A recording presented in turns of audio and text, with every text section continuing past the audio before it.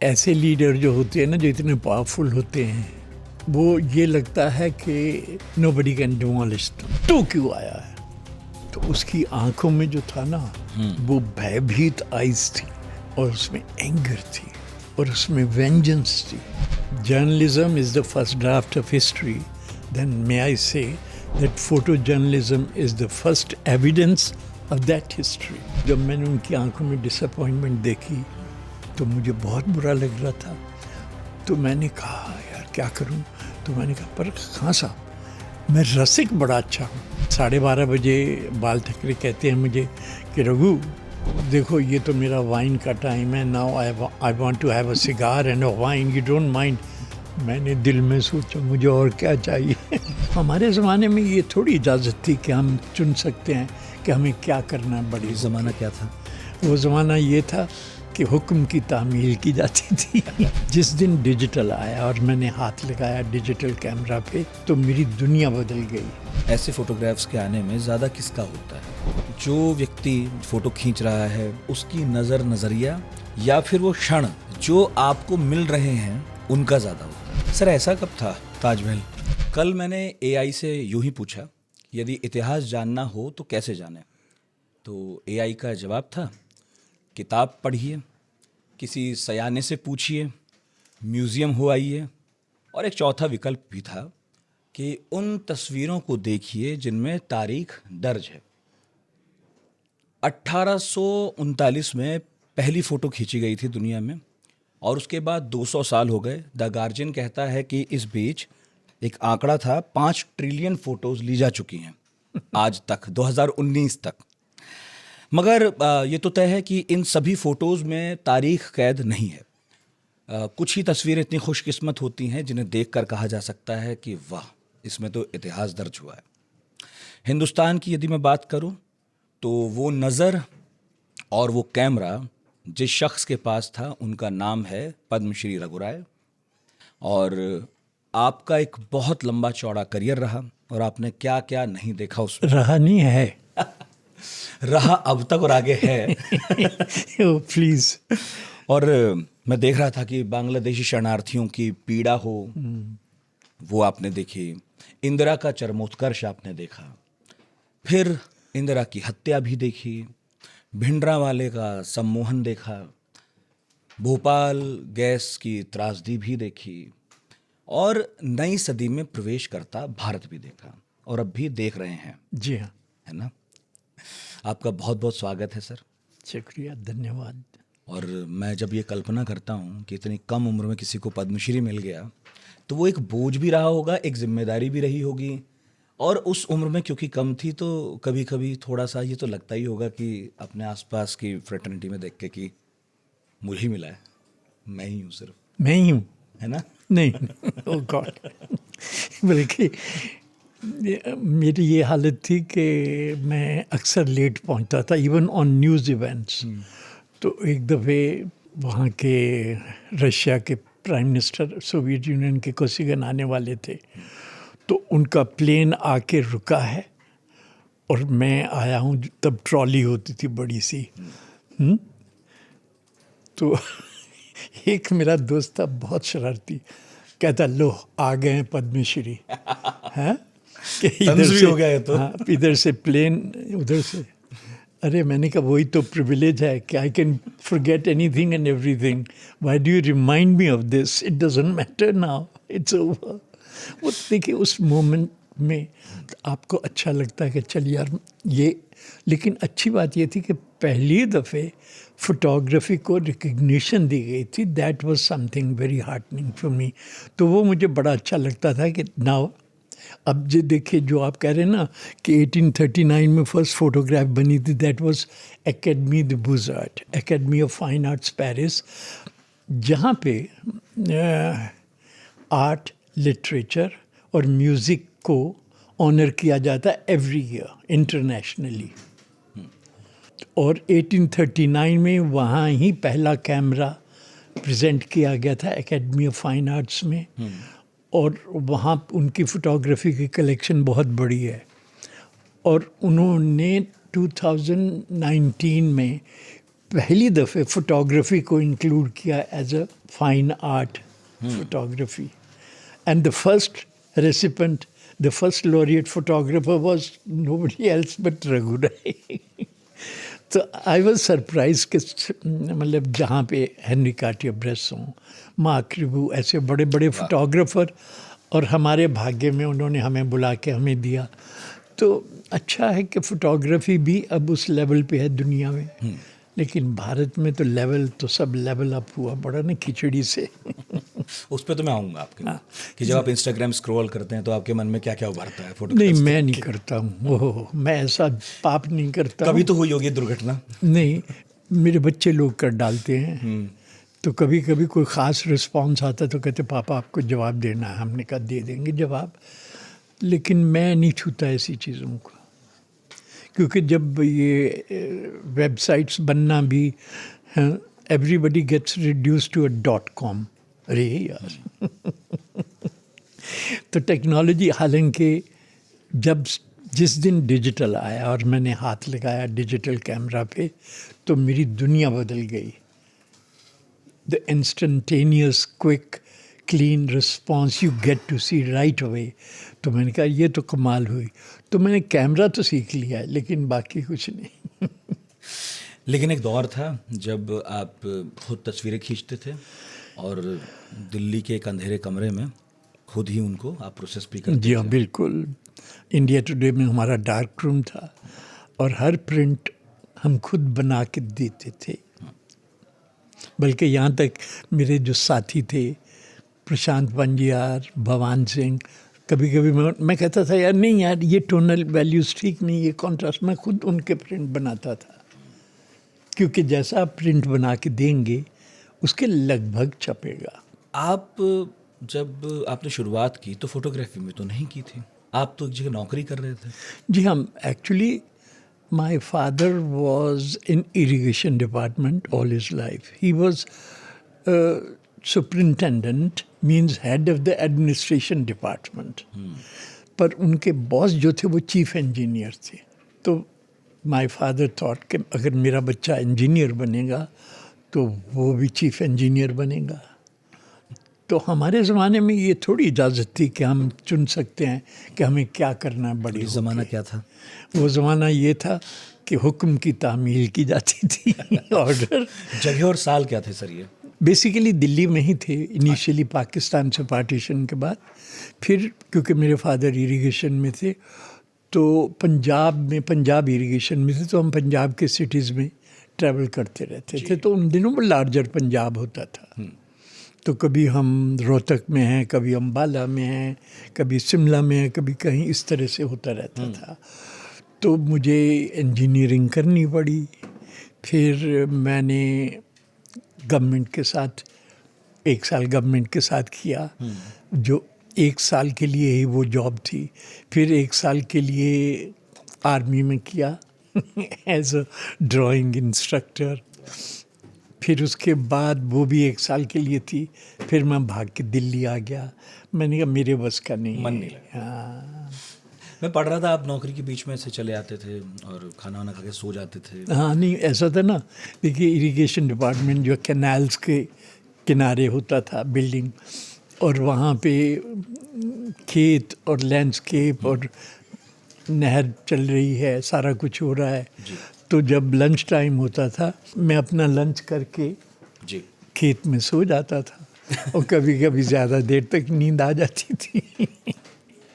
एक निश्चिंतता तो थी, मतलब ठहराव से काम करना, या आपकी ज़िंदगी में जो ठहराव जो अभी भी दिखता है, तस्वीरों में भी कई बार दिखता है, वो शुरू से ये तो था कि आप भागा दौड़ी वाला तो काम नहीं करना चाहते थे। नहीं, देखिए जर्नलिज्म तो जब मैंने ज्वाइन किया इट वाज ऑल भागा दौड़ी, instantaneous results you have to produce, unlike a writer कि जो उसने जो देखा और कितना समझा, और जब तक वो वापस आया लिखने बैठा story, he can recollect, reorganise his thinking. Photographer has to be there and then, इतना टाइम ही नहीं है वहाँ पे, वो फ्रैक्शन ऑफ अ सेकंड की खेल था। तो आप दिल्ली आ गए थे और दिल्ली में फिर कहाँ गए? दिल्ली में मेरे बड़े भाई एस पॉल थे जो एक्सप्रेस के चीफ फोटोग्राफर थे, उनके पास रहने आया था। तो उन्हीं के पास मुझे ये लत लग गई कि चलो मैं भी फ़ोटो खींचता हूँ। क्योंकि संगत वैसी थी। हाँ, और उनके जो सारे दोस्त मिलने आते थे और उनके हर तरफ जो था सिवाय तस्वीरों के, कैमराज और लेंसेज के कुछ होता ही नहीं था। और उनके दोस्त भी आते थे तो कोई एक फ़ोटो दिखाने आया है, कोई नया लेंस खरीदा। मैं कहता था as if there is nothing else to photograph in this world, you know. इसमें ऐसा है ही क्या, क्यों कर रहे हो इसे? तो इसी तरह एक उनका दोस्त जो था वो जा रहा था, मैं ब्रीफली बताता हूँ, ये पुरानी कहानी है। तो बड़ा अच्छा आदमी था, योग जॉय। वो अपने गांव जा रहा था फोटोग्राफी करने और अपना फार्मिंग देखने। तो मैं उसके साथ चला गया। तो वहाँ पे मैंने भी तस्वीर खींच डाली एक दो। तो जब मैं वापस आया फिल्म प्रोसेस से, उनका ये तस्वीर है बेबी डोंकी। तो ये टाइम्स लंदन में हाफ पेज छप गई विद माय बाई लाइन। तो जब न्यूज़पेपर आया तो सबने कहा बिग डील। मैंने कहा अच्छा जी, क्योंकि मेरा तो कोई प्लान ही नहीं था फोटोग्राफर बनने तब का। आपको टेक्निकल चीज़ें कुछ नहीं पता थी? ना ना, वाह। भाई साहब ने बताया कि ये फोकस है, ये एक्सपोजर रख देना। पर पहली फोटो कैसे हो सकती है किसी की? डेस्टिनी जो है उसको आप नहीं क्वेश्चन कर सकते ना। फिर ये बात जो आपने पूछी है, मैं इसको इस तरह से बताऊंगा कि उसके बाद मैंने सोचा, जब सबने कहा बिग डील, तो मैंने कहा चलो यार मैं कैमरा ही फोटोग्राफी करके देखता हूँ। तो मैं सुबह निकलता था, एक फिल्म डाली कैमरा में, सारा दिन भटकना गलियों में और ढूंढते फिरना। तो जो ढूंढता है वो पाता भी है। वाह। तो फिर शाम को फिल्म प्रोसेस करनी। तो इसी तरह 2-4 मेरी और बड़ी अच्छी तस्वीरें बन गई। अब जब व्हेन आई लुक बैक, तो मैंने ये डिस्कवर किया कि जहाँ पे मैंने, देखिए मैं फोटोग्राफर तो था नहीं, ना बनने का इरादा था, ना कोई डिसिप्लिन था, लेकिन जहाँ मैंने इंस्टिंक्टिवली रिस्पॉन्ड किया सिचुएशंस को। Now, instinct is the divine energy that connects you with every inch of space. तो ये जो कैंडिड इंस्टिंक्टिव रिस्पॉन्स मेरे जो होते थे, वो मुझे नई दिशा और नए दर्शन देते थे। तो ये उसकी मेहरबानी, ये बड़ी ज़रूरी बात है कि उसकी ब्लेसिंग्स तुम्हारे साथ चलें। और वो कब चलती हैं? जब आप प्योरिटी और सादगी से जीते हैं। तो दिल्ली आप आए और फिर आपको चस्का लगा, और ये फ़ोटो तो मतलब ज़बरदस्त विदेश में छपी। इससे बड़ा कुछ ऑनर हो नहीं सकता पहली फ़ोटो के लिए। It was really a big deal at that time. आज भी लोग तरसते हैं। एक चीज़ और मैंने देखी है कि जिनकी शुरुआत ऐसी धमाकेदार होती है, उनका सफ़र कई बार उतना चमकदार होता नहीं, लेकिन आपने ऐसा होने नहीं दिया अपने साथ। जी हाँ। आप लगातार शानदार फ़ोटोज़ खींचते रहे, और मुझे मालूम है आपको अवार्ड्स बहुत पसंद नहीं है, लेकिन फिर भी आपको मिलते रहे, और मकबूलियत आपकी लगातार बढ़ती रही, अपने आसपास के लोगों में ही नहीं बल्कि आम लोगों को ले जानना कि ये फोटोग्राफर कौन है बहुत बड़ी बात है। कहाँ कोई जानता था? जी हाँ। इस फोटो के बाद की कहानी क्या है? ये तो मैंने समझ लिया कि आप दिल्ली दिल्ली भटक रहे। देखिए मेरे बड़े भाई पॉल जो थे, I give lot of credit to him.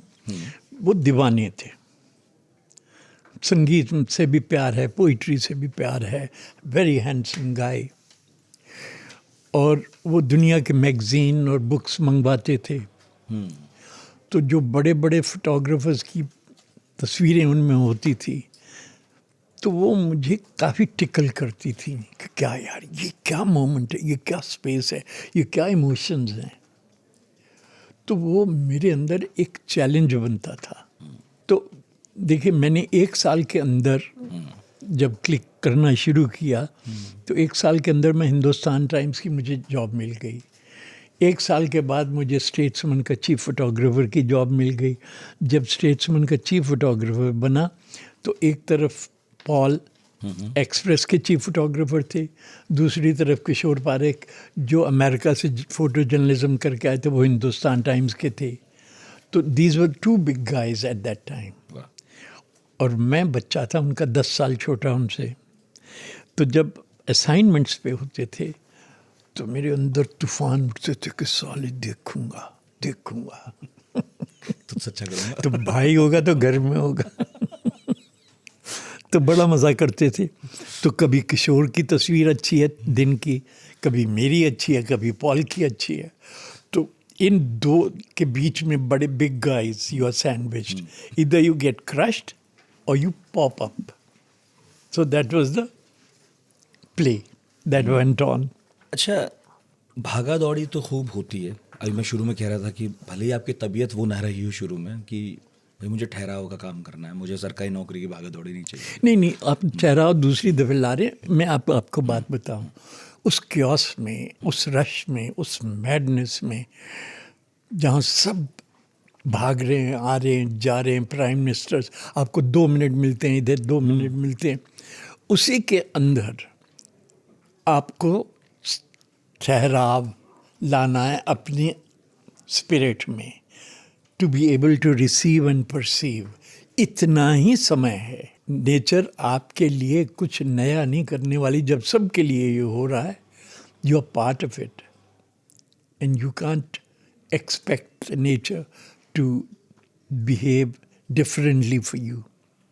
The energies crisscrossing, multiplying, changing and ever changing every second of it. उसी में तुम्हें ठहराव अपना ला के उसको रिसीव करना है। प्रिसीजन। इतनी सारी घटनाओं को जैसे आप कवर करते थे और आज भी बहुत सारे लोग कवर करते हैं।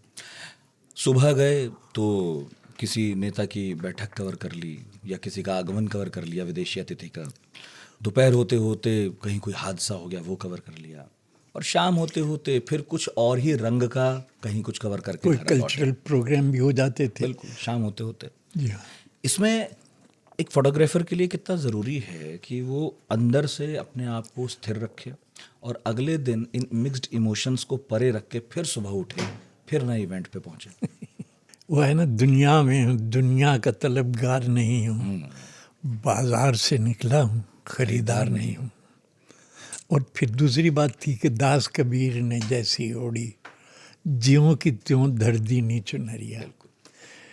आप पे वो किसी किस्म का रंग नहीं चढ़ना चाहिए।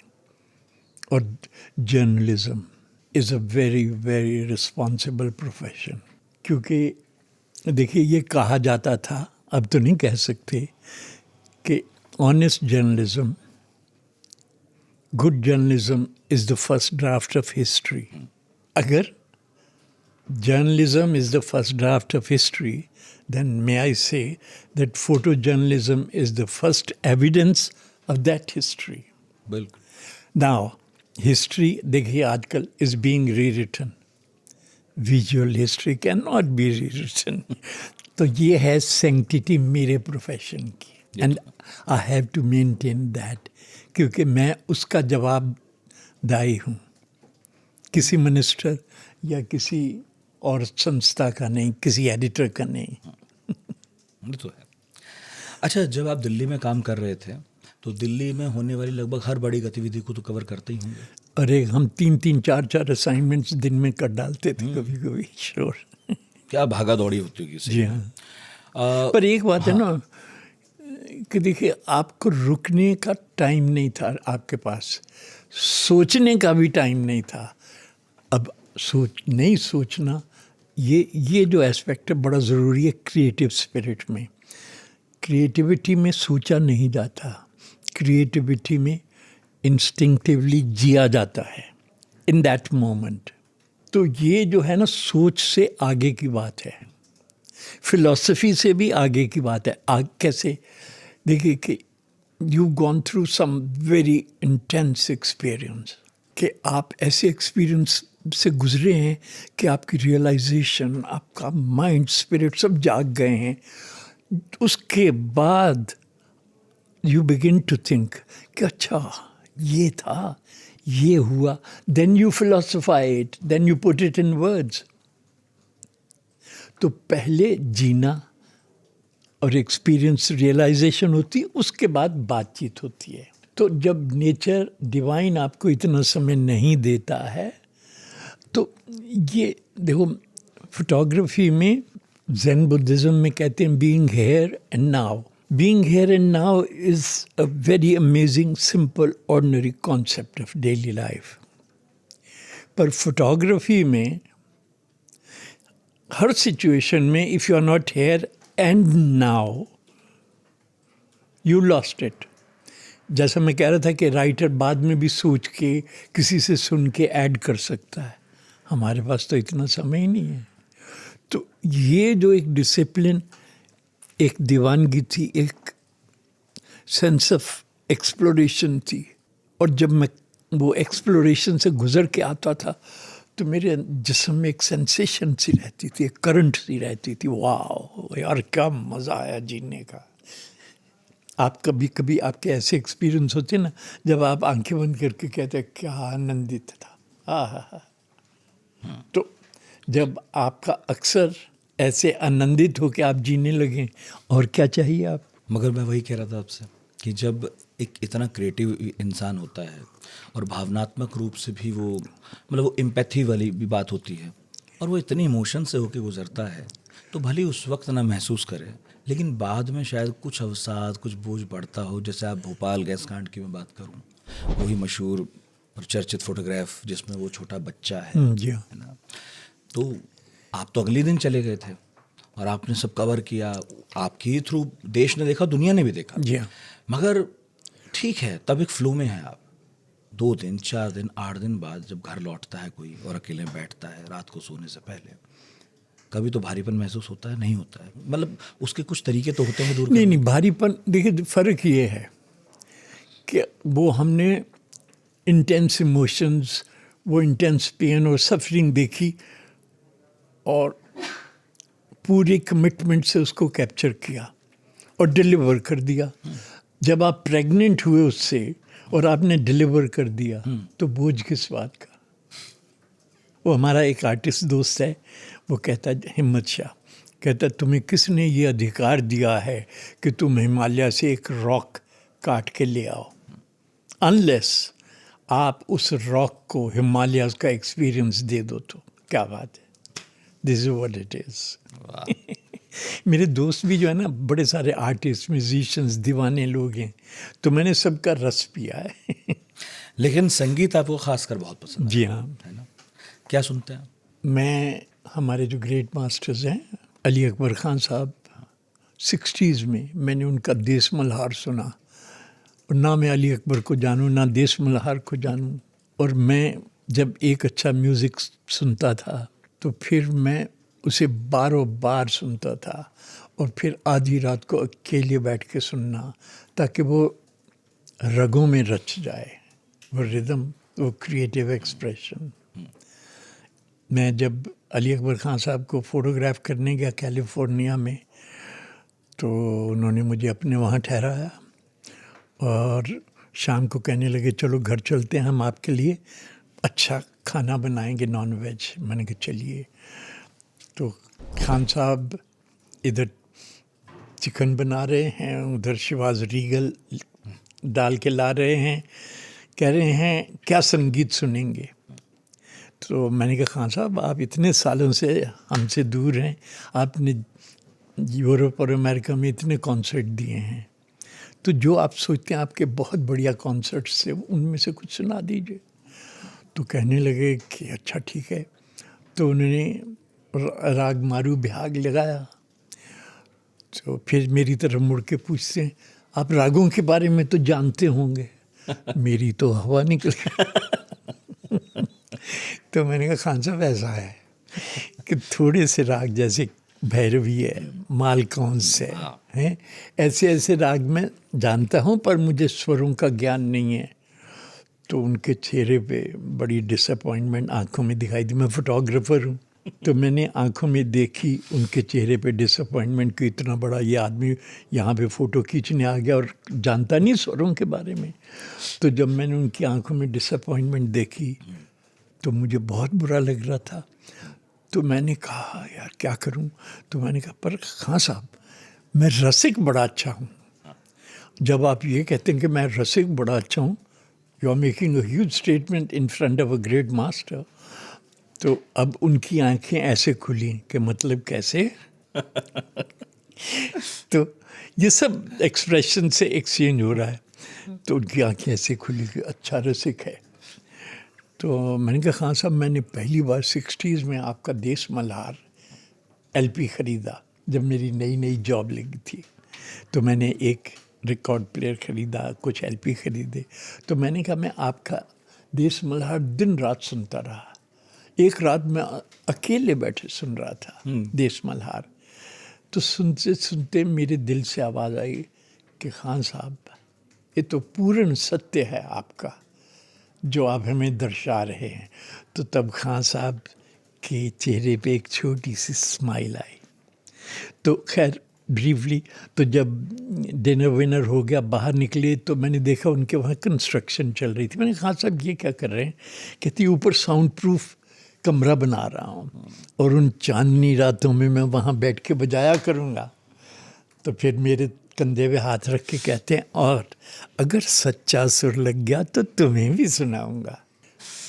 This is the eternity of things कि सच्चा सुर लगे, सच्ची इमेज कैप्चर हो, सच्ची स्टोरी बने। आज तो पाप का ज़माना है। क्योंकि मैं देख रहा था कि जो गायक हैं, कलाकार हैं, उनका आपके साथ कनेक्शन केवल वो रहता नहीं है, आपका खासकर कि आप फ़ोटो खींचे और चले आए। देख रहा था कि आपका बढ़िया कनेक्शन बैठ जाता है। जी हाँ, जिस तरह से दलाई लामा और मदर टेरेसा के साथ भी बिल्कुल बिल्कुल बिल्कुल खास अनुग्रह था उनका आप पर। आज भी है। आप तो फोटो खींचने गए थे। देखिए एक बात मैं आपको बताऊँ, मैं 80 से आगे की उम्र का आदमी हूँ, पर मेरे पे मेरे गुरुओं की इतनी ब्लेसिंग्स हैं और आज भी मेरे में इतनी एनर्जी और अवेयरनेस है जो सारी ब्लेसिंग से आती है। मेरी बेगम एक दफ़े मुझे कहती हैं क्या है तुम में कि मदर भी तुमसे प्यार करती थी, हिज होलीनेस भी करते हैं, हमारे गुरुजी भी करते हैं, तुम में क्या है? तो मुझे सोचना पड़ा क्योंकि घर का वेदी जो है वो लंका ढा देता है ना। तो मैंने सोचा, मैंने कहा अच्छा मैं बताता हूँ आपको। देखो मैंने कहा मैं फोटोग्राफ़र हूँ और फोटोग्राफ़र होने के नाते I am very alert and I perceive and receive and reflect. यही तो मेरा जॉब है ना। तो मैं कहता हूँ देखो जब मैं हिज होलीनेस के सामने हूँ तो मैं उनको उसकी होलीनेस और उनकी प्योरिटी को रिसीव करता हूँ और फिर रिफ्लेक्ट करता हूँ एज एन इमेज। तो जब मेरे हाथ में कैमरा नहीं है तो मैं वो सब प्रोसेस तो चल रहा होता है कि मैं वही प्योरिटी हिज होलीनेस की जब रिफ्लेक्ट कर रहा हूँ, his holiness thinks I am a very pure soul. देखो कितना लॉजिकल नहीं लगता। सही बात है, बिल्कुल। भले ही वो टूल मेरे हाथ में नहीं है लेकिन मेरा प्रोसेस चल रहा है। प्रोसेस तो जारी है। आप है। ही खींच फोटो है। हाँ कमाल का ह्यूमर है। अरे और जब भी मुझे मिलते हैं ना, he extends his hand, I kiss his hand, he pulls me in, his head goes on my shoulder, my head goes on his shoulder, then he holds me tight for a few seconds. Oh, what energy! और वो divinity, वो divine energy जो है, you know, you vibrate with it. ये मेरी माँ है, mother Teresa. ये कब का फोटो है सर? ये 70s का है जब मदर वॉज हार्डली नोन। हाँ, क्योंकि मैं मदर को फोटोग्राफ करने गया था। हमारे एक स्टेट्समैन में एडिटर थे Desmond Doig, British editor, very bright. उसने कहा Raghu I met a lady, you won't believe it, you have to come and photograph her. So I go to Calcutta to photograph her and I fall in love with her. तो मुझे मेरे पे मेरे गुरुओं के आशीर्वाद हैं, मैं उनके सदके जीता हूँ। जब आपने करियर शुरू किया तो वो इंदिरा गांधी का दौर था? इंदिरा गांधी का दौर था, वो बिल्कुल। प्रधानमंत्री बन चुकी थी? मैं 65 में शुरू किया था। 66 में she took over as the prime minister. तो आपने उन्हें गूंगी गुड़िया के दौर से और दुर्गा बनते देखा, मतलब हाँ, अब बिल्कुल तो देखा। कहने वाले कह रहे हमने कहा नहीं था। हाँ पर एक पूरा ट्रांसफॉर्मेशन था बिल्कुल एक देखा प्रधानमंत्री होते का। हुए। तो कुछ नेता उस वक्त क्या ऐसे होते थे कि बहुत फोटोग्राफ खिंचवाने के लिए एकदम तैयार, कुछ ऐसे होते होंगे जो तैयार नहीं भी होते होंगे? क्योंकि अभी तो सबको पता है कि मीडिया की फुटेज का बहुत इंपॉर्टेंट रोल है करियर में, लेकिन तब क्या था सीन? नहीं ऐसा है, there was a big difference. आज ये सब तैयार होते हैं, पर पीपल लाइक इंदिरा गांधी और पंडित नेहरू एंड बापू, उनका तो मैं नहीं कह सकता हूँ, लेकिन Indira Gandhi being Nehru's daughter, she had grace and dignity. She respected great artists. She respected heritage and art, everything. तो देखिए, उस ज़माने में तस्वीर छपती है और पेज 1 पे बड़ी तस्वीर छपती है तो सब देखेंगे, और प्राइम मिनिस्टर भी देखती थी। तो उनको ये पता था कि कौन क्या कैसा काम करता है। तो मैंने अक्सर देखा कि जब मैं कई दफ़े पहुंचता था तो she will give me a simple acknowledging smile. लेकिन मैंने ये भी बहुत जल्दी जाना, क्योंकि मैं बड़ा एनालिटिकल होता था जीने में, करने में, कि इंदिरा गांधी सुबह, इंदिरा गांधी शाम, इंदिरा गांधी नेक्स्ट डे, जैसे आज मोदी मोदी मोदी है।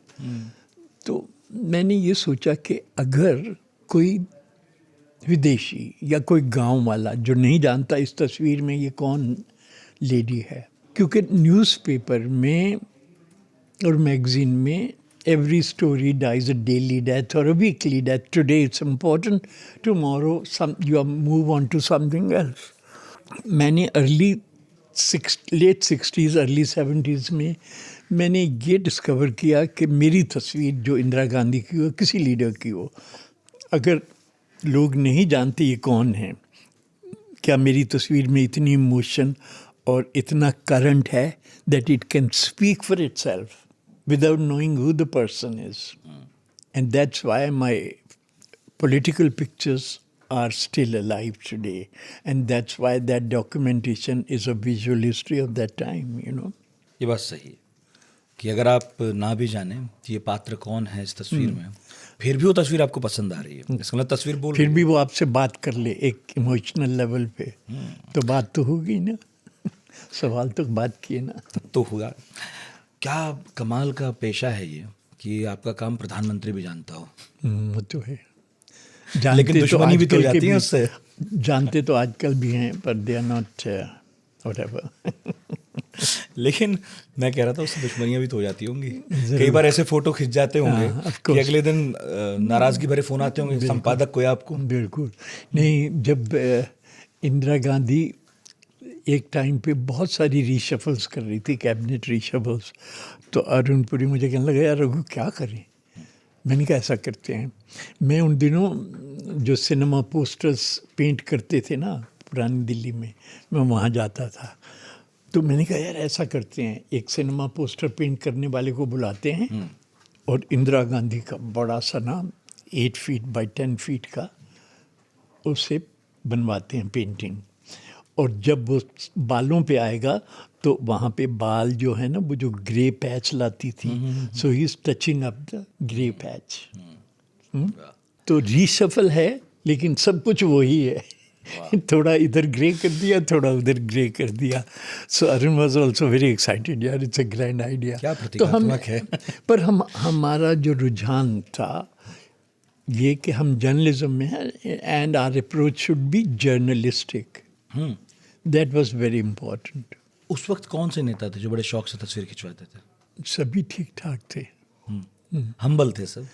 हाँ, पहुंचना आसान था। हाँ, अरे हम देखो उस ज़माने में तो ये टेररिज्म और सिक्योरिटी की भी चिंता नहीं थी, तो हम तो इंदिरा गांधी के अराउंड 5 फीट 6 फीट से तस्वीरें खींच रहे होते थे, और हम उनको इंदिरा जी कहते थे, हम प्राइम मिनिस्टर नहीं कहते थे, क्योंकि हम शुरू से ही, वो प्रधानमंत्री बनी, हम भी जर्नलिस्ट बन रहे, तो एक दूसरे को तब से जाना। जैसे एक शेर के बच्चे को आप पालो तो वो शेर थोड़ी रहेगा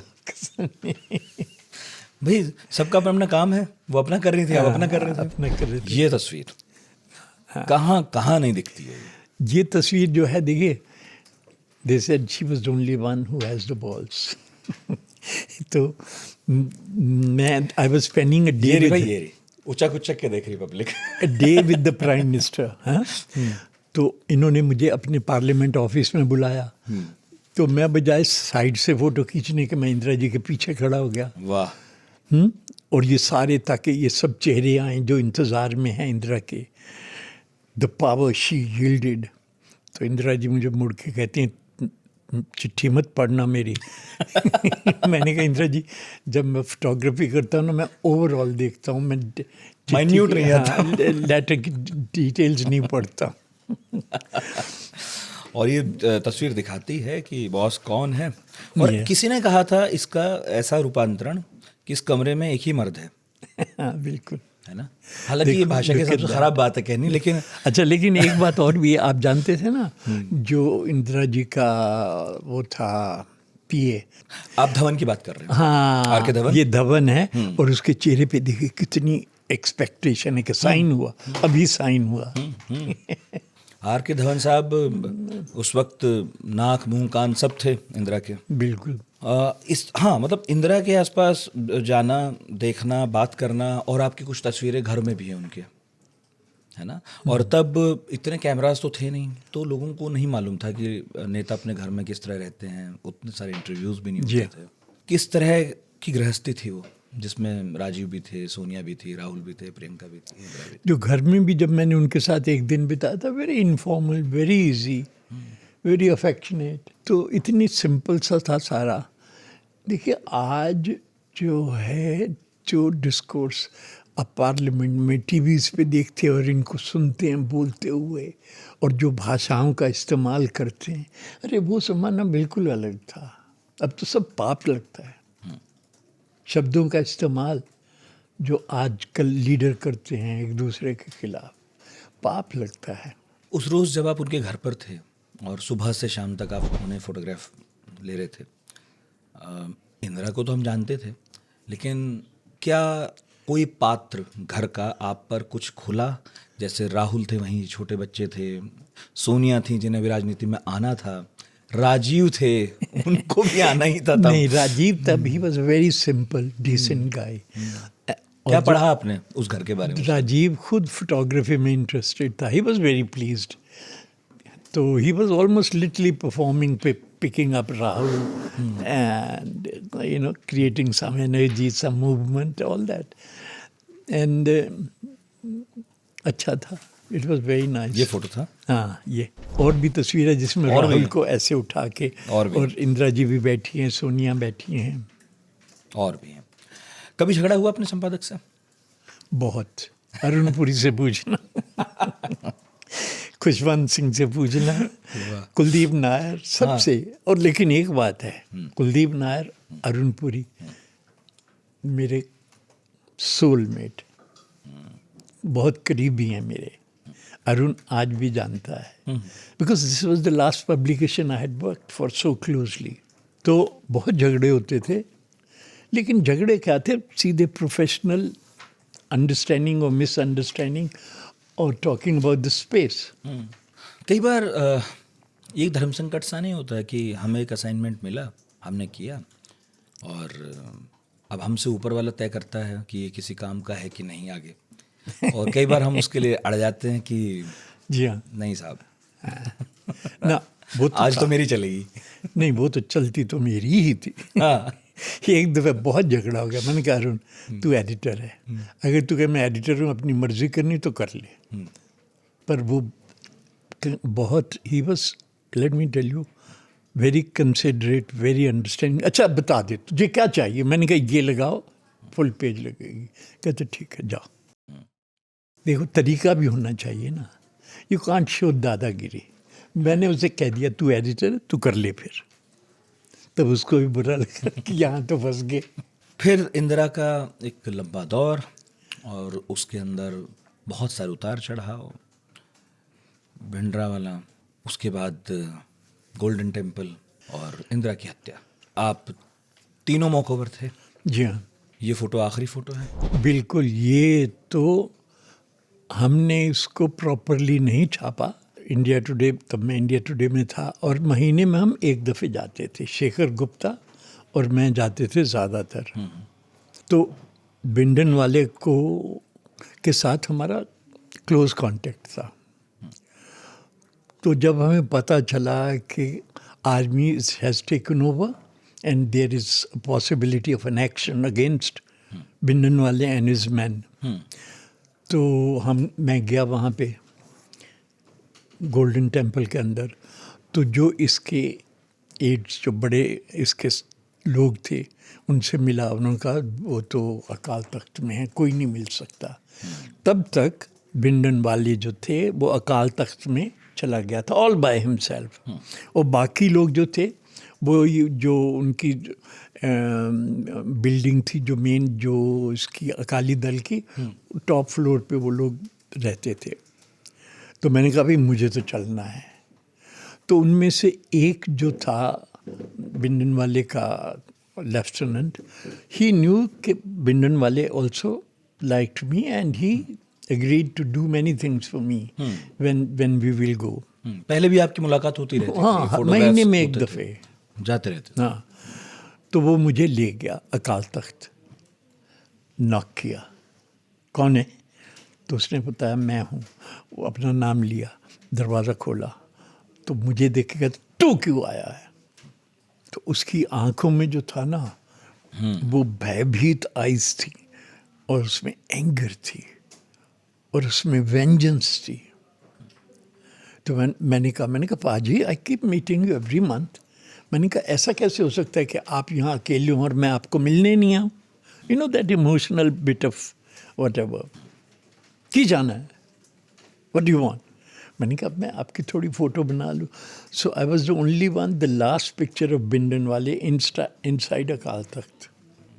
यही नहीं तो दूसरे दिन जो था, मेरा डिफेंस वालों से भी हमारी दोस्ती थी, तो मैंने पता किया। मैंने कहा यार कब करोगे एक्शन, हम 4 दिन से यहाँ पड़े हैं। और एक एक्सक्लूसिव पिक्चर तो मुझे मिल गई थी इंडिया टुडे के लिए। तो ये कहने लगे यार Raghu, we can't tell you exactly, हम we are waiting for the orders. तो मैंने कहा यार 4 दिन से यहाँ बैठे हैं, मुझे एक तो स्कूप मिला है। तो मैं चला गया। तो शाम को खबर आई कि एक्शन हो गया वहाँ पे। लेकिन no journalist, Indian or foreign, had a clue, and nobody was allowed inside the complex.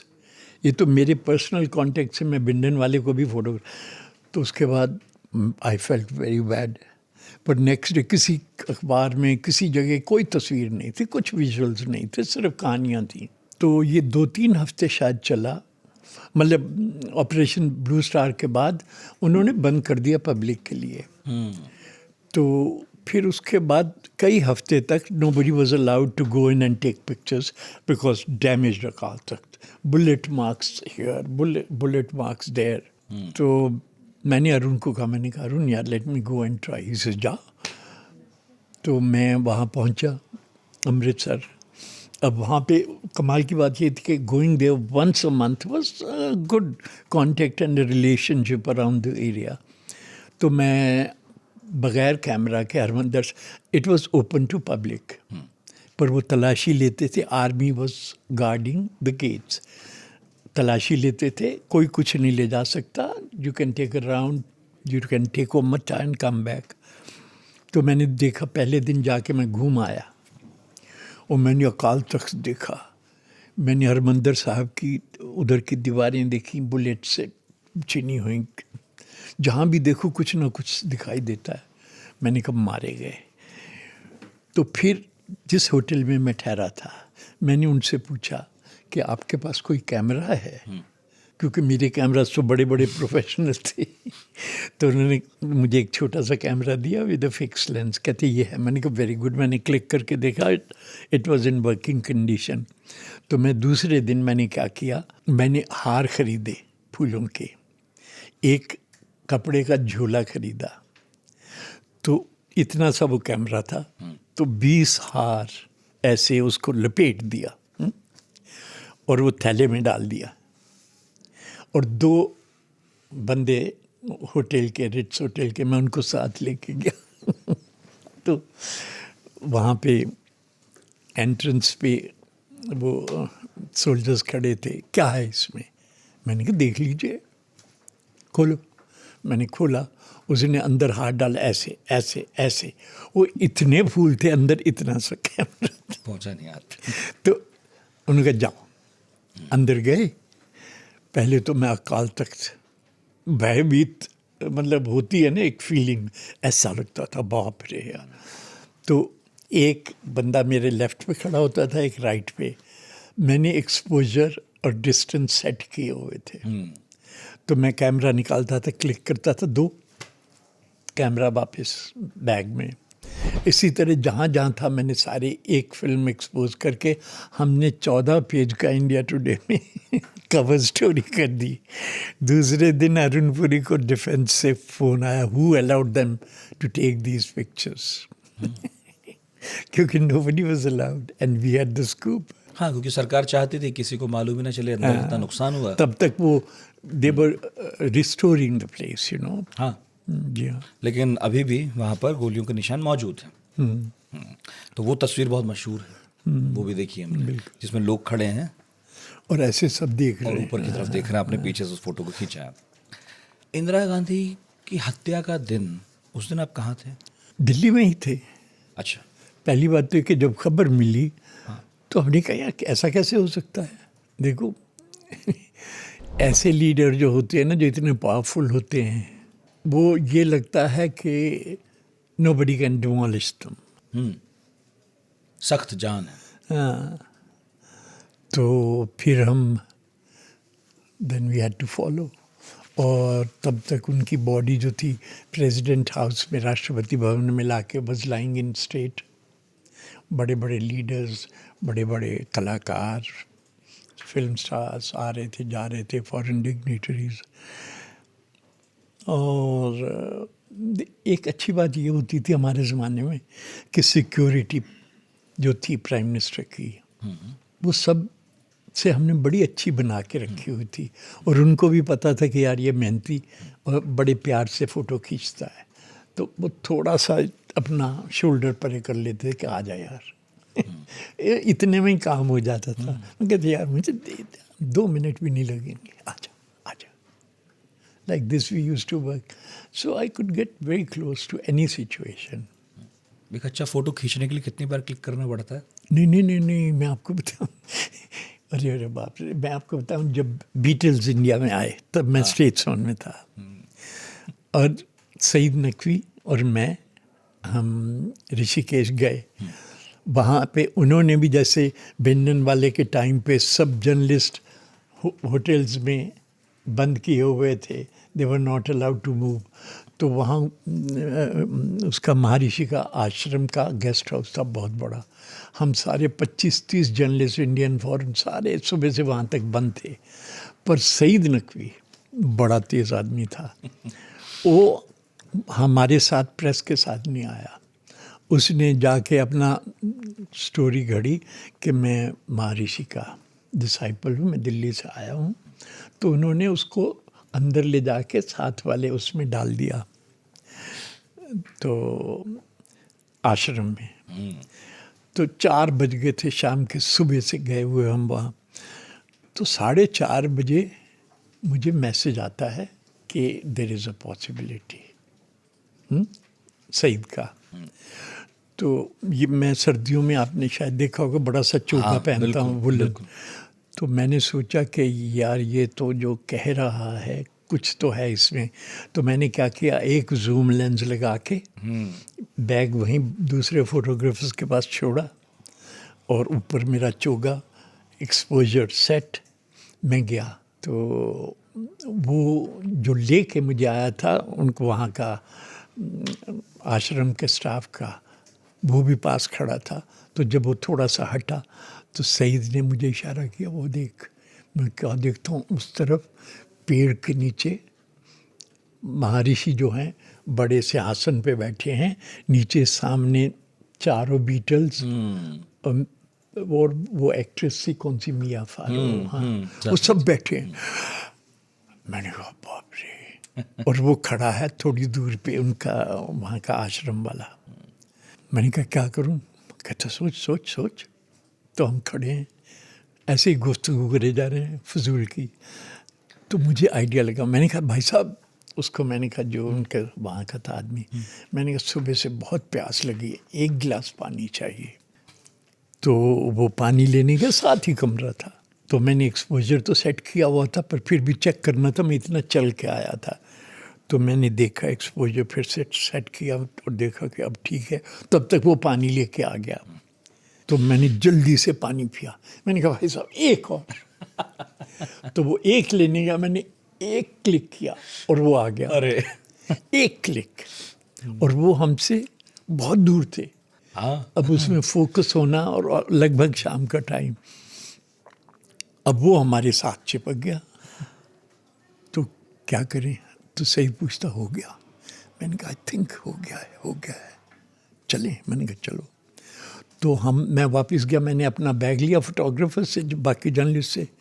कहाँ जा रहा है? मैंने कहा मैं नहीं वेट करने वाला। तो उनमें से 2-3 जो मुझे जानते थे कहते समझ गए। साला हरामी है इसको कुछ मिल गया। अरे मैंने कहा क्या मिल गया यार, छोड़ो ना यार, मेरे बस का नहीं है कि कैदी बन के बैठे रहो महर्षि के वहाँ पे। तो मैं और सईद हम गए, रात को हमने छाप दिया। दूसरे दिन सुबह 6 कॉलम का पेज 1 पे तस्वीर, एक क्लिक से। और दुनिया भर में I made so much money on that. Guardian, times, everybody wanted that. सबको फोटो चाहिए। हाँ, क्योंकि एक्चुअली महर्षि ने कोई टीवी एजेंसी से साइन किया था डॉक्यूमेंट कि वो किसी को ये एक्सेस exclusive नहीं था। देगा, समथिंग लाइक दैट, व्हाटएवर। क्या शोर था वो। और मैं Thank देख रहा था कि अभी भी लोग जाते हैं ऋषिकेश देखने, बीटल्स का वो जादू अभी भी खत्म नहीं हुआ। बहरहाल, मैं सुना तो वो बहुत खंडर बड़े इंटरेस्टिंग बने हुए हैं। हाँ हाँ, वो गुफाएं स्पेशली बीटल्स के लिए ये सब इंतजाम किए गए थे। स्पेशल जहाज से वो आए थे, और क्या स्कैंडल हुआ बाद में। हमारे यहाँ उसके पर ऑडियो डॉक्यूमेंट्री वगैरह हमने बनाई है। बहुत सुंदर दिन थे वो, इंडिया लोग आते थे। लेकिन कभी कभी जान भी तो जोखिम में पड़ी होगी ना। ये सब तो फिर भी ऐसे खतरे थे कि पिट पिटा के बच जाते हैं कोई मौका था जब लगा कि आज जान जाएगी? बांग्लादेश और 71 ऐसा था कि मैंने रेफ्यूजीज तो मैं फोटोग्राफ कर रहा था, मणिपुर के बॉर्डर पे, बंगाल बॉर्डर पे, everywhere, every now and then I go and photograph the refugees walking इन।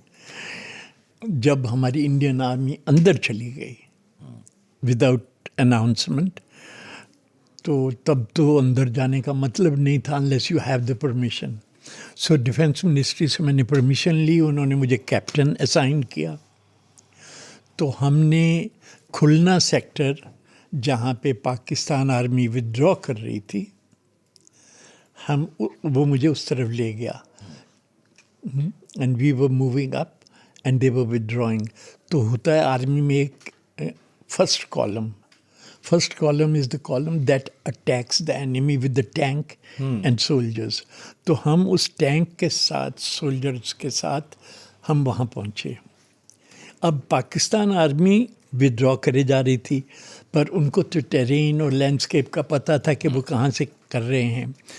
और वहाँ पे एक रेलवे ट्रैक था 10 फुट ऊंचा। तो उसके उस तरफ अपेरेंटली उनके इन्फॉर्मर बैठे थे। तो एक उनकी टर्म होती air burst, where they fire at you, और वो जो शेल है बड़ा, वो 50 फीट पे बर्स्ट हो जाएगा और नीचे फिर वो स्प्लिंटर्स भेजता था। ताकि ढेर सारे। प्रभावित इलाका और ज़्यादा हाँ, बढ़ जाता है, फिर उससे जो कैजुअलिटीज बढ़ती बढ़ थी। जाती है। तो पहला एयर बर्स्ट आया हमसे कोई 100 फुट दूर, 150 फुट दूर, फिर दूसरा आया 100 फुट दूर, तीसरा आया 50 फुट दूर, क्योंकि somebody was directing them कि आपका जो है ना आगे वो लैंड कर रहा है एयर बर्स्ट। तो थोड़ी देर में और पास आया, तो मुझे कैप्टन कहता है, Raghu are you getting anything? I said यार कुछ नहीं पता चलता, मैं ऐसे घूमता हूँ, मैं ऐसे घूमता हूँ, हाँ कुछ मिल रहा है? मैंने कहा कुछ नहीं। कहता रघु नेक्स्ट बस could be right on top of our heads. What do you want? मैंने कहा what do you suggest? He says let's run. हम दुम दबा के भागे वहाँ से आधा किलोमीटर, और वही हुआ कि हम वहाँ से आए। 2 घंटे के बाद कितने सारे सोल्जर्स हमारे जख्मी होके आ रहे थे, उनको लाया जा रहा था। तो वो एक जगह थी जहाँ हम दुम दबा के भागे। इसी पे अवार्ड मिला था आपको, इसी कवरेज पर? नहीं, रेफ्यूजीज इनटू इंडिया, जो बांग्लादेश का ही मामला था। बांग्लादेश की वजह से ही सरकार को भी समझ में आई, क्योंकि मैं जहाँ जहाँ वर्ल्ड कैपिटल्स में मेरी एग्जीबिशन गई, चाहे वो लेमोंड था, फिगारो था, द ज़ाइट था, और guardian, the Washington post, everybody, एक एक पेज मुझे कवरेज का मिला भाई। और सरकार ये कह रही थी कि जी 10 million refugees are here and nobody believed them. और मेरे एक ट्रिप में सारे हालात बदल गए। That's why the home minister called me, he said Raghu you done the wonders, so they are. हर दावे की पुष्टि हो गई सरकार के आपके फोटोग्राफ्स के जरिए। वाह, ये फोटो? हाँ, ये बाल ठाकरे तो आप जानते ही हैं, बड़े ख़ास आदमी थी। तो एक्चुअली ये था, मैं न्यूयॉर्कर मैगजीन के लिए, उन्होंने मुझे कहा था to photograph Modi when he was the chief minister, अच्छा, एंड बाल ठाकरे। तो मैंने फ़ोन किया मोदी के ऑफिस में अहमदाबाद कि मोदी कैंपेन कब शुरू हो रही, उसकी लास्ट जो थी इलेक्शन इन गुजरात। अच्छा, 2001 की बात कह रहे हैं आप? हाँ। अच्छा, तो वहाँ से उन्होंने कहा जी कि फ़लाने दिन फ़लानी जगह से शुरू होगा, आप आएंगे? मैंने कहा जी हाँ, मेरे ख्याल से आऊँगा। दूसरे दिन मुझे फ़ोन आ गया उनके ऑफिस से कि आप आ रहे हैं तो फ़्लाइट वगैरह बताइए। तो मैंने कहा अभी तो पक्का नहीं है। तो फिर मैंने बाल ठाकरे के वहाँ फ़ोन किया, तो उनका बेटा Uddhav is a very nice person and a photographer. So they gave me very this thing, welcoming thing. तो मैंने थोड़ा उनके पीछे वो टाइगर और शिवाजी और ये सब सेटअप किया।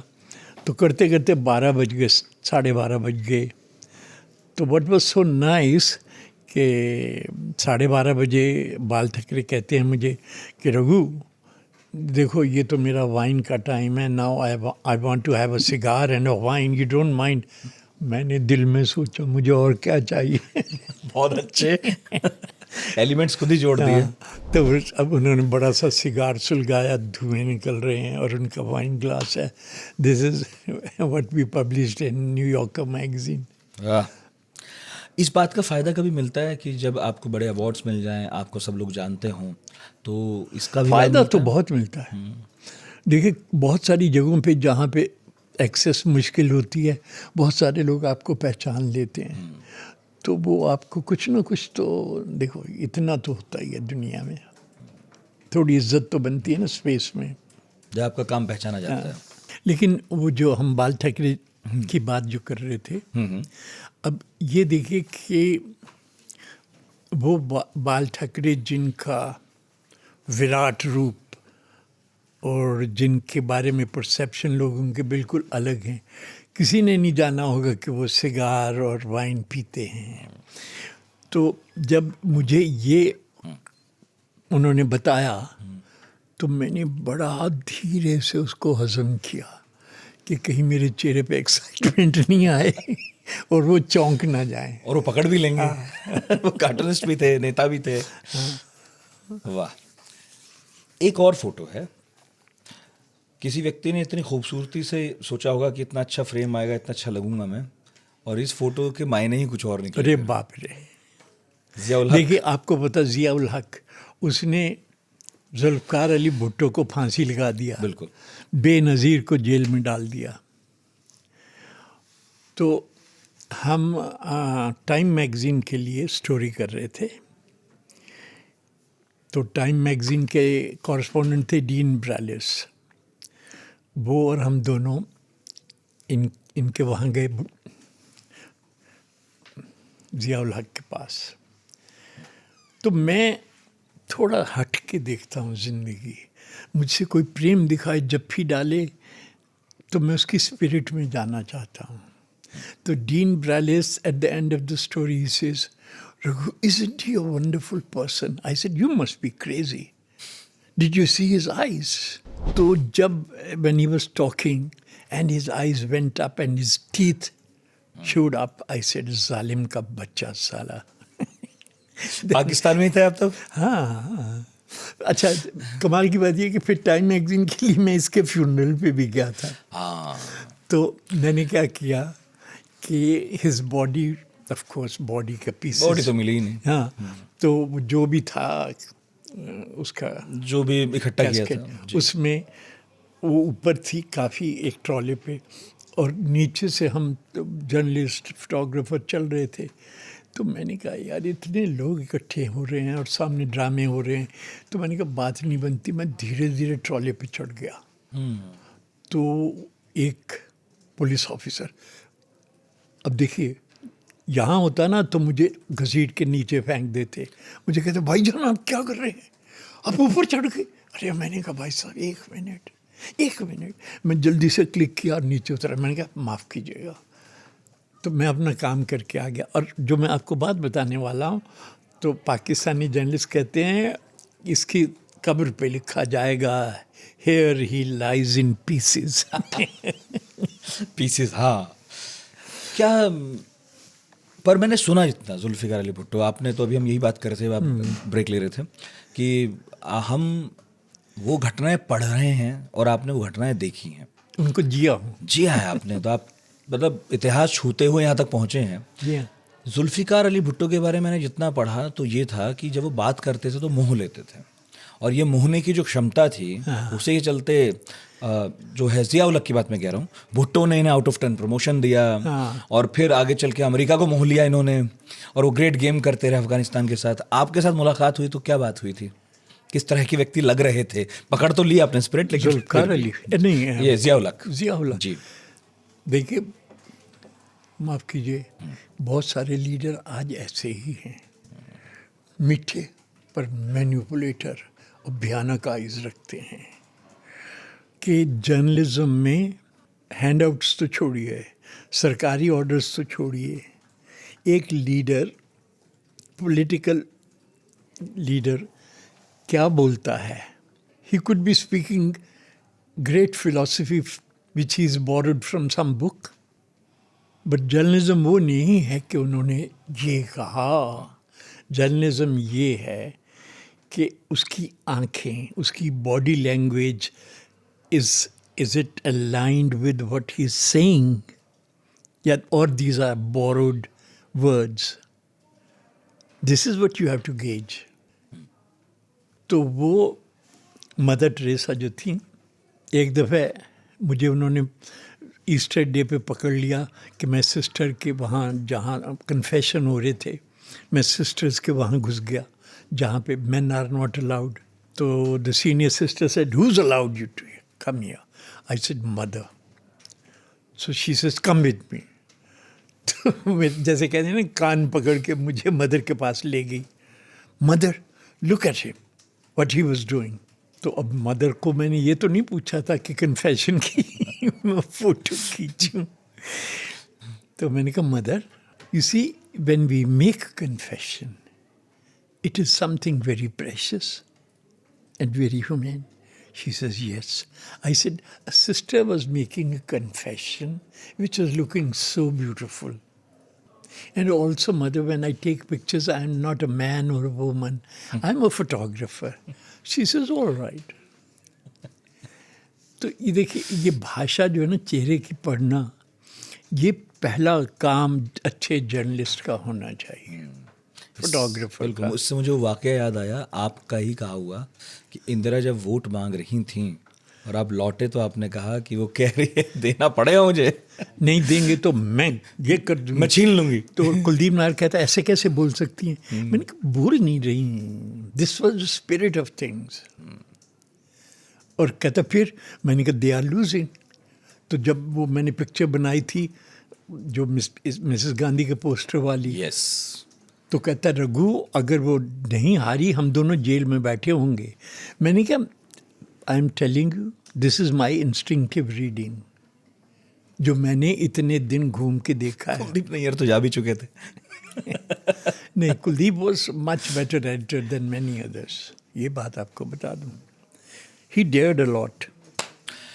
वही कमाल के आदमी थे। मैंने जब उनकी जीवन वो आत्मकथा पढ़ी थी, वो व्यक्ति माउंट बेटन के साथ उन्होंने इंटरव्यू किया पूरा, जिन्ना को अपने कॉलेज में देखा उन्होंने, नेहरू को तो खैर बहरहाल आमने सामना था ही, उसके बाद इंदिरा के साथ का वो एकदम से टसल, लाल बहादुर शास्त्री के अंतिम दिनों में उनके साथ हैं।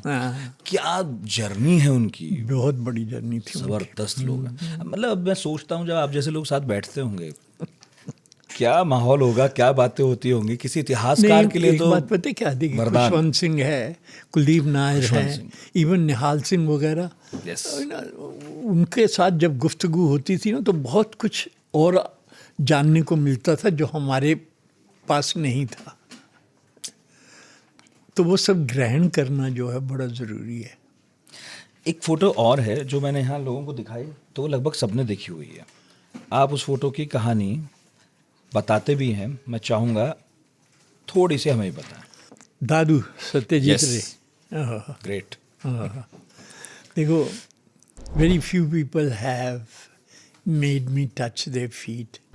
One was Mother Teresa. The other one was Satyajit Ray. I never touched his feet, but we had great equation, and it was wonderful to be with him.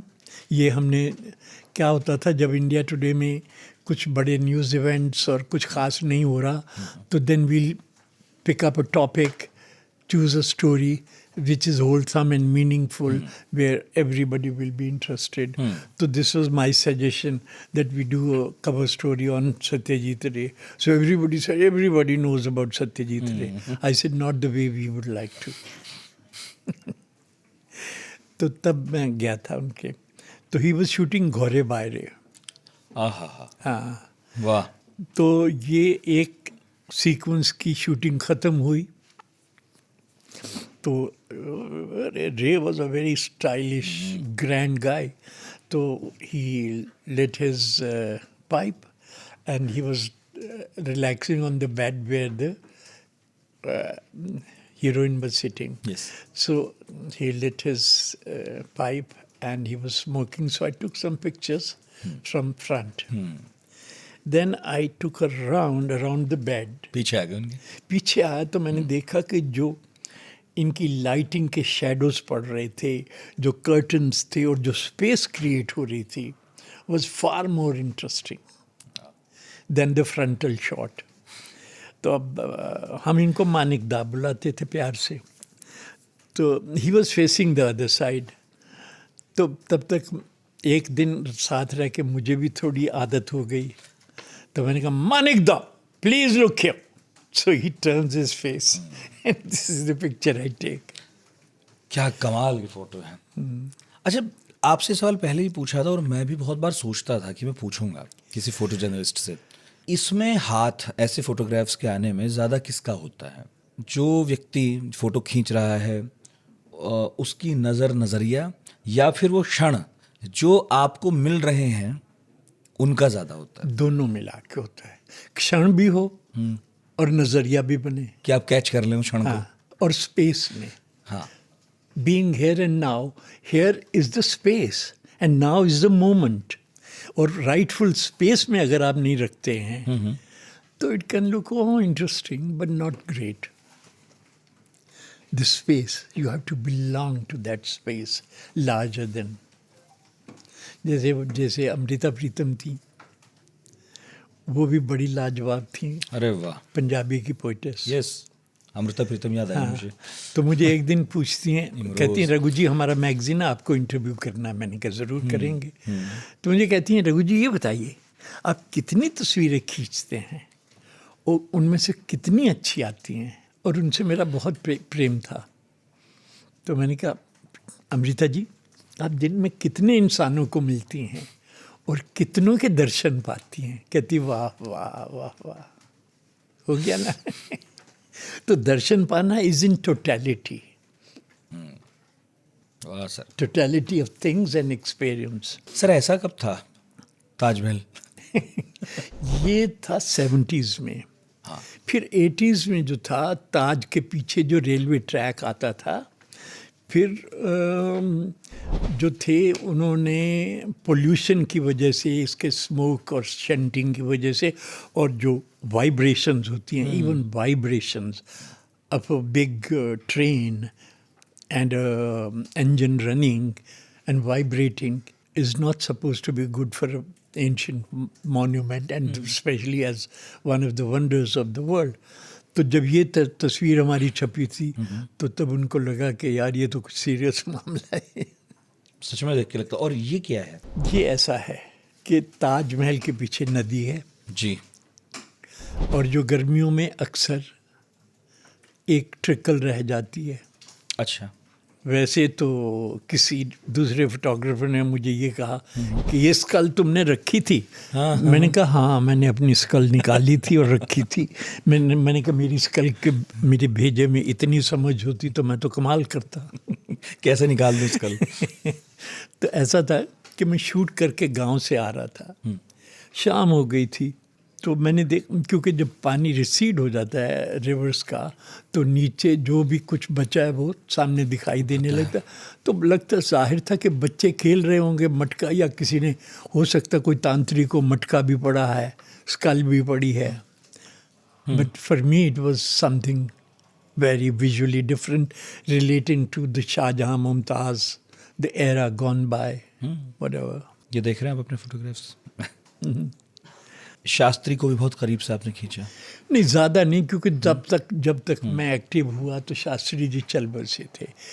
Actually funeral वगैरह किया मैंने, थोड़ा सा कुछ और किया, उससे ज़्यादा नहीं किया। हाँ, मगर मैं यही समझने की कोशिश कर रहा हूँ, हमारे बहुत सारे, अब हम भी मीडिया में काम करते हैं, जब कोई दुख कहीं घटता है, दुखद घटना है, और जिनका कोई चला गया है वो उसके आसपास बैठे हैं, उस वक्त कई बार वो फ़ोटो लेना भी ज़रूरी है। लेकिन आप अपने अंदर जब आप नए नए होते हैं तो ये झिझक भी होती है कि यार इस मोमेंट में मैं कैसे करूं।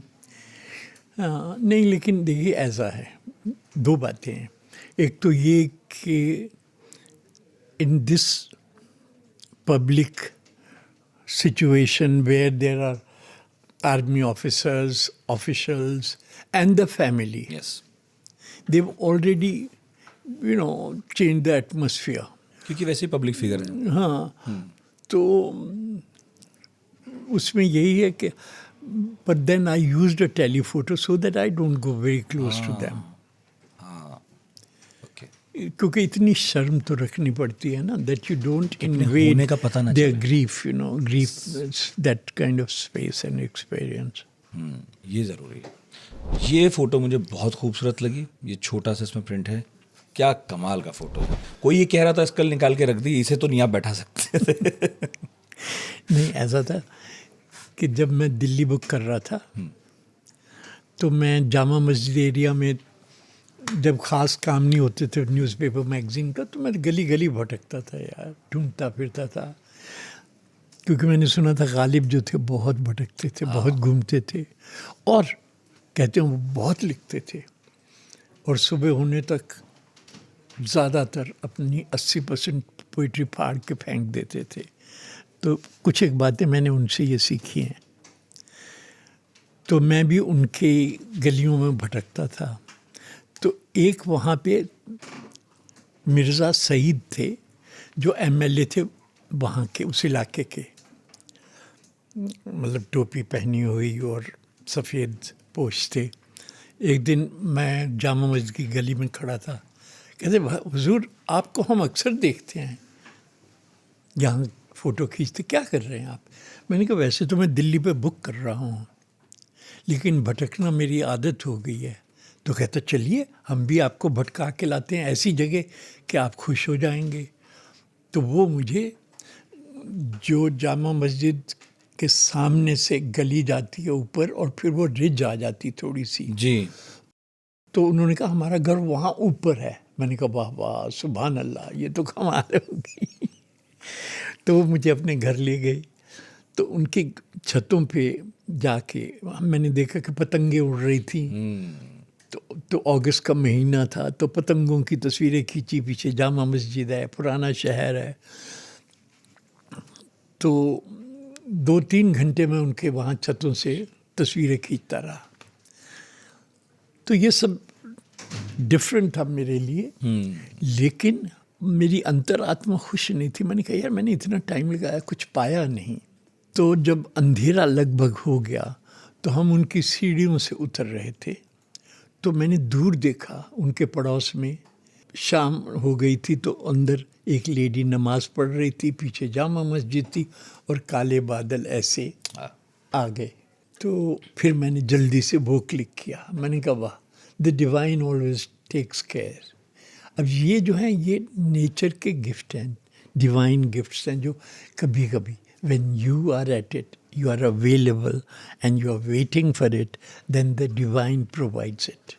बिना सोचे चूश मिल गया, फिर कमाल, क्या फोटोज हैं। मेरा ख्याल है 55 से ज़्यादा किताबें आई हैं आप। हाँ, बहुत आ गई और बहुत सारी पाइपलाइन में। जी। अच्छा, पॉडकास्ट का अंत है, 1-2 साल जल्दी जल्दी मोबाइल से फ़ोटो खींचते हैं आप? एक ही दफ़े की थी बदमाशी, वो इसलिए कि एक मोबाइल कंपनी मेरे पास आई कि हमारा 24 मेगापिक्सल का कैमरा है इसमें।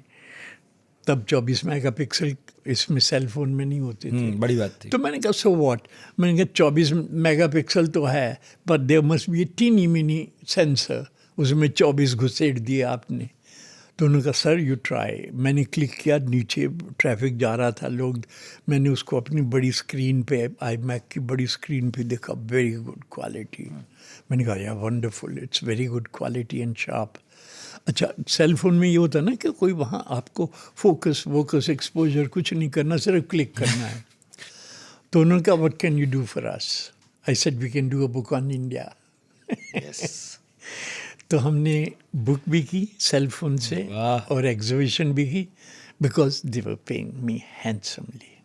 तो बदमाशी करना कभी कभी बुरी बात नहीं होती, लेकिन मैंने उसकी लिमिटेशंस जान ली थी कि जो उसकी लिमिटेशंस हैं उसको मैं अवॉइड करूं और वो करूं जो उसमें खूबसूरती से पॉसिबल है। सर, किसी जर्नलिस्ट, फोटो जर्नलिस्ट के लिए झूठ बोलना, मैनिपुलेट करना, कई बार नियमों को तोड़ना, है ना, कुछ पाने, सच्चा पाने के लिए, हाँ सच्चा पाने के लिए ठीक है, ठीक है ना। हाँ, पर किसी को खुश करने के लिए नहीं, वो पाप है। अच्छा, एआई का ज़माना आ गया है और अब सब यूज़ कर रहे हैं धड़ल्ले से, सूचना आप तक पहुंची गई होगी। नहीं नहीं मैम, अरे देखिए, मदर टेरेसा पे एक डॉक्यूमेंट्री है, सारी एआई से की हुई। और किंग सोलोमन पे आप देखिए, यू वोंट बिलीव इट कि वो तो जो, देखिए मेरी बात सुनिए, दिक्कत सिर्फ फिल्मों में, न्यूज़पेपर और मैगजीन में क्या है, एक्सप्रेशंस, बॉडी लैंग्वेज की इंटेंसिटी नहीं समझते ये लोग। आप अगर किंग सोलोमन देखें ना और वहाँ पे उनके एक्सप्रेशंस देखें, बॉडी लैंग्वेज देखें, आपको पता चलेगा कि क्रिएटिविटी क्या है लाइफ में, लाइफ से इमोशनली स्पिरिचुअली रिलेटेड एक्सपीरियंस क्या होता है, वो एआई ने किया हुआ है। पर वो सारे डमीज हैं। You want to deal with dummies, you dumb fellow. So I don't have to say much, you know. मगर कभी रघुराय को मौका मिले, क्या करेंगे एआई के अरे साथ साहब, यूज़ कैसे? हाँ देखिए साहब, मिर्ज़ा गालिब कहते थे कि रगों में दौड़ते फिरने के हम नहीं कायल, जो आँख ही से न टपका तो फिर लहू क्या है। अरे यार, तुम एआई से टपकाना चाहते हो, अरे छोड़ दो ना यार। Eight the end of the day आपने धरती आसमान खोल के दर्शन कराए, उसकी बात करो। एआई का शोर मचा के हैं और रंग बिरंगी तस्वीरें बना के, even digital technology gives you so much advantage and the colours are exaggerated, you know. तो वही तो है, ये दुनियावी जो लस्ट है ना, वो तो आएगी और जाएगी। और जब एआई बहुत हो जाएगा, people will be sick of each other, फिर वो ढूंढेंगे मैं किससे मिलूं, मैं किससे बात करूं, मैं किससे जप्फी डालूं, है कि नहीं? दिलों की बात दिलों तक पहुंचती है, बस ये बात ध्यान रखने वाली है। और आपका आध्यात्म रुझान आजकल क्या क्या कर रहे हैं आप? आजकल तो बहुत दिन से अक्सर मैं काले बादलों की इंतज़ार करता रहता हूँ कि आए और बरसें। और सुबह सुबह आज हो रहा था खूब, हमारे जोरबाग में तो बहुत हुआ। तो मैं उन काले बादलों की पहली बूंद हूँ जिससे रुका नहीं जाता। मुझे नेचर से बहुत प्यार है, मेरे बच्चों को भी मैं उसके करीब रखता हूँ, इसलिए मेरे बच्चे भी बड़े स्पॉन्टेनियस और रियल हैं, एआई नहीं। एक छोटा सा खेत है आपके पास, मैंने सुना। क्या है? खेत? हाँ, अरे बाबा, देखिए 6 acres of canvas which I have been painting for a long time. वाह वाह। तो कुछ ना कुछ मैंने आपको बताया ना कि इंडिया का मिनी एक्सपीरियंस मैंने उसमें भर दिया। रॉक्स भी रखी हैं, सैंड भी रखी है, पॉन्ड भी रखा है, ऑल काइंड्स ऑफ थिंग्स। दुनिया में कहीं भी जाता हूँ तो वहाँ से प्लांट्स ले आता हूँ। इसकी फ़ोटोज़ कहाँ देखने को मिलेंगे? बहुत हैं, वेबसाइट पे भी होंगे कुछ। अच्छा। लेकिन जैसे ये कि मैं आपको बता रहा था कि मैपल ट्री जो है, चिनार, जी। वो सिर्फ इंडिया में कश्मीर में उगता है। तो मैंने बड़ी मेहनत करके उसको विलो के साथ लगाया और आज 50 फुट का हमारे उस घर को हम बोलते हैं चिनार हवेली। वाह। तो मेरे कश्मीरी दोस्त भी कहते ऐसा कैसे हो सकता है। मैंने कहा दर्शन करो। कश्मीर के चिनार का दिल्ली में। और दूसरा संगीत, भारतीय संगीत जो है ना, classical, which is very soulful music. तो जब वो दिलों की तार छूता है तो आनंदित होता है इंसान। और दूसरा डिवाइन ब्लेसिंग्स, उसके दर्शन। ज़्यादातर लोग तो अपने आप को ढक के जीते हैं और उनका अंदर का इंसान निकालना गुफ्तगू में, अनईजी मोमेंट्स में क्रिएट करना स्पेस उनके लिए कि वो बाहर आए। मैं बैठा हूँ घर में दरो दीवार पहनकर, मैं बाहर जो निकलूँ तो बेरहना नंगा नजर आऊँ। वाह। मैं बैठा हूँ घर में दरो दीवार पहनकर, मैं बाहर जो निकलूँ तो बेरहना नजर आऊँ, नंगा नजर आता हूँ मैं। तो खुद इंसान अपने आप से डरता कि मैं सब। मदर टेरेसा की ये कमाल थी कि मदर जो थी ना, आपको देखती नहीं थी, आपके अंदर झांकती थी पेनिट्रेटिंग लुक से। तो मदर जो थी जब मेरी तरफ देखती थी, मुझे डर लगता था कि माँ तो अंदर तक देख लेती है कि मैं कौन हूँ। तो मदर से मैंने बड़ा सीखा। ये देखिए, मैं जर्नलिस्ट बन के अपना काम किया, अलग नहीं हो गया। मैं कभी ये नहीं करता कि मेरा बैग है, कैमराज हैं, जब मैं वहाँ पहुँचूँगा तब मैं कैमरा निकालूँगा। मैं घर से निकलता हूँ, मैं गाड़ी में बैठता हूँ, मैं प्लेन में बैठता हूँ, मैं टैक्सी में बैठता हूँ, मेरा कैमरा हर जगह एक्सप्लोर कर रहा होता है। मैं दर्शनाभिलाषी हूँ। तो जब मैं एक्सप्लोरर हूँ, जब मैं ढूंढता हूँ तो दर्शन तो जाहिर हैं, पर उसको भी लगता है। एक बात आपको और बता दूँ, when he looks at it that the guy is devoted and waiting, his revelations are unbelievable for you. He says यार ये इसको मिलना चाहिए, ये बड़ा अद्भुत बच्चा है। होता है ना, माँ बाप कहते हैं यार मेरा बड़ा अद्भुत बच्चा है, इसको मैं ये भी दे दूँगा, मैं इसको वो भी दे दूँगा। तो divine energy has treasures, explore करने वाले नहीं हैं। सब जल्दी में है, fast food, grab a sandwich, go to AI। ठहराओ। चलिए, बहुत हो बहुत गया। शुक्रिया सर। हाँ जी, हाँ जी। पद्मश्री रघुराय, और अभी भी तस्वीरें खींच रहे हैं और भी खींचेंगे। उम्मीद है सर कि इतिहास जैसा बनता रहा, आप बनाते रहें, हम इतनी खूबसूरत तस्वीरें जिनसे लुत्फ़ लेते रहे वो आप भी आती रहें। और बहुत बहुत शुक्रिया इतनी सुंदर बातचीत के लिए। बहुत दिनों से इस मुलाकात की तमन्ना थी, आपकी कृपा से पूरी हुई। हम भी दर्शनाभिलाषी थे आपके। बहुत शुक्रिया। Thank you very much. YouTube पे आप हमें देख रहे हैं, सब्सक्राइब कीजिएगा। और क्या कमेंट करना चाहते हैं, कौन सी तस्वीर रघुराय की आपको अब तक की सबसे शानदार लगी, वो भी बताइएगा। कुछ छूट गया हो तो वो भी बताइएगा। बहुत शुक्रिया इतने धैर्य से सुनने के लिए। मुझे भी बताइएगा ताकि मैं वो पूरा कर दूं। ज़रूर। अगले गुरुवार फिर हाजिर होंगे। बहुत बहुत शुक्रिया।